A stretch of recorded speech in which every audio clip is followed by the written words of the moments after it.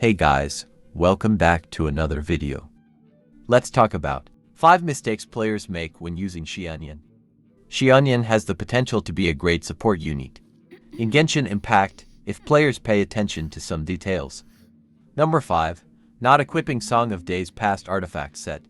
For most support characters, choosing which weapon or artifact set to equip is rather versatile and dependent on the needs of the team. However, for Xianyun, Song of Days Past particularly shines. This is because it synergizes well with both parts of her kit, being a buffer as well as a healer, which allows her to not only heal more but also increase the damage of the active character, based on her healing amount, as such differing from Ocean-Hued Clam, which also has a similar description. This artifact set allows for more damage dealt overall than having a fixed physical damage explosion at the end. Being an Anemo support character, some may also consider equipping her with the Viridescent Venerer set for reducing enemies' resistance. However, unless players do not have access to pieces from Song of Days Past, it is still not recommended over it and only as a temporary option if players want to make the most of this character. Number 4. Not realizing her versatility. Considering that she is initially perceived as a plunge attack support character, some players may think that she is only useful for Xiao and, to some extent, for Gaming, as they are the only plunge attackers.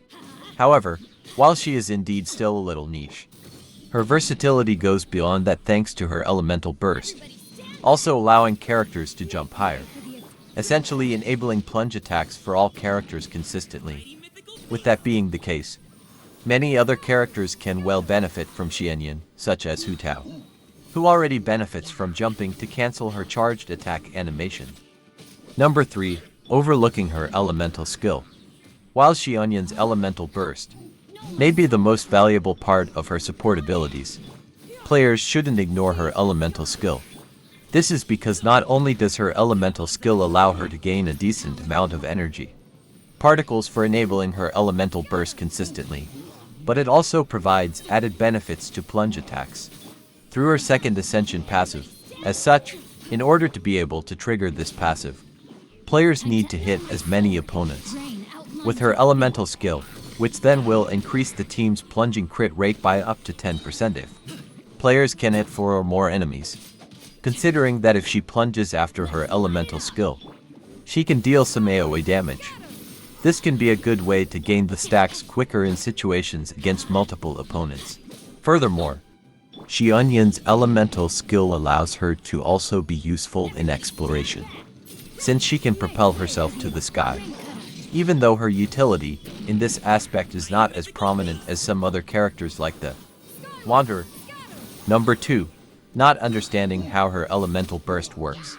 Xianyun's elemental burst is the most extensive part of her kit, meaning that players should pay particularly good attention to ensuring that it is used off cooldown. Luckily, while the cooldown of her burst is quite long at 18 seconds, the duration of the elemental burst is also pretty extensive with 16 seconds, which allows for near permanent uptime, as long as players pay attention to their energy regeneration. The reason why this elemental burst is quite useful is that it is where both her healing and the majority of her buffs come from. Upon summoning, Xianyun will heal all allies and will also further continuously heal the nearby characters. From a buff perspective, on the other hand, she will have 8 stacks of adeptal assistance, which allows the characters to jump higher as long as there are stacks. Each plunging attack consumes 1 stack, meaning that players should aim to perform around this number of plunging attacks per rotation. Additionally, this may look like it's the end of the benefits. However, her last ascension passive significantly boosts the plunging attacks, which may be overlooked by some players at first. Accordingly, the plunging damage shockwave of the characters will also be increased, as long as there are any adeptal assistance stacks remaining, allowing the active character to deal more damage. The summoned Starwicker will also deal additional Anemo damage with each plunging attack, which significantly helps with Xianyun being a driver, as it can swirl other applied elements with each plunge. Number 1. Not prioritizing her attack stat. while energy regeneration is undoubtedly significant. For being able to upkeep her elemental burst consistently, players should pay attention to her attack stat in particular. This is because every aspect of her kit, including healing, dealing damage, as well as buffing the plunging attacks, all scale with her attack. As such, when picking the right weapon and artifact options, players should aim for these stats through the secondary stat, main stat, and substats. This being the case, Xianyun becomes relatively easy to build with generally only 2 stats to pay attention to. Although in some team compositions, she can also benefit from elemental mastery. Thank you guys for watching. See you in next video.